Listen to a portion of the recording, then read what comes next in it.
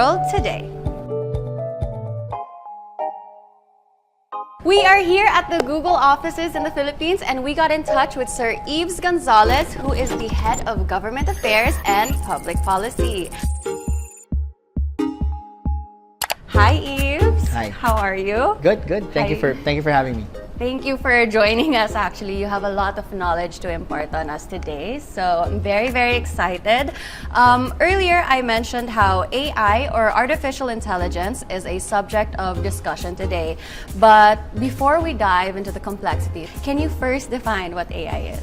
You know, to put it simply, we think that AI is basically when humans try to teach computers how to think or how to act or how to solve problems just like humans can, right? And even better ones. So basically, you also hear about machine learning, diba? So when we talk about machine learning, it's basically the human or the computer can learn actually from data, from information, and it becomes better.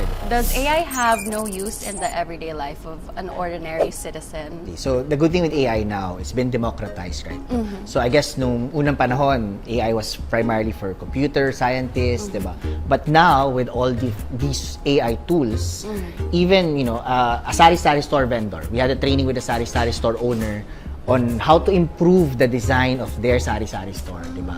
Or even, let's say, tricycle driver na gusto niyang aralin kung paano ba mag-create ng magandang resume, diba? So things like that. So AI now has the opportunity to improve the lives of everyday Filipinos. AI has now, especially there's a lot of free tools na. So dati mahal pa yan, but ngayon so many free tools are available. It's kind of refreshing to know that even just ordinary Filipinos, like you said, a sari-sari store owner and a tricycle driver, they are able to use these free tools these days. Is AI nearing human intelligence? Yves said that although AI has an advantage in certain skills, like processing and understanding millions of images and data, AI still lacks the ability to understand and comprehend human emotions and relationships fully. The collaboration between human and AI, that will always be the case, diba? It's not about one being better than the other, but actually working together, collaborating, so that we can solve some of society's tough problems. Yeah. Since AI is relatively new to most people and some of them think it is hard to use and it requires technical knowledge, is this true or false? Definitely false. Definitely. So we always say that, we in Google, our goal is to democratize technology, including AI. So with Gemini, Gemini is both our AI model and our large language model. We're able to democratize AI. So, marunong ka namang mag-Google search. Ngayon, pwede mo ipasok yun sa Gemini. And basically, Gemini will give you an AI-generated answer, di ba?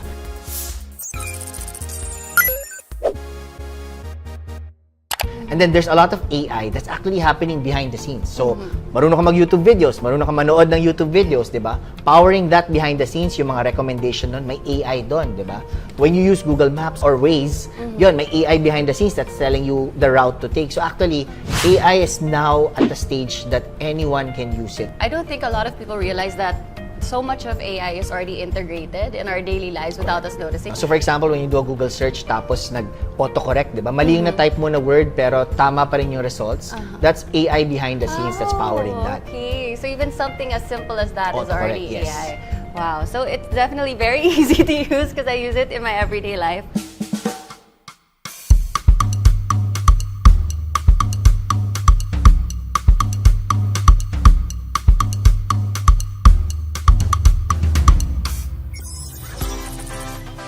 There are also discussions about AI being biased and unfair.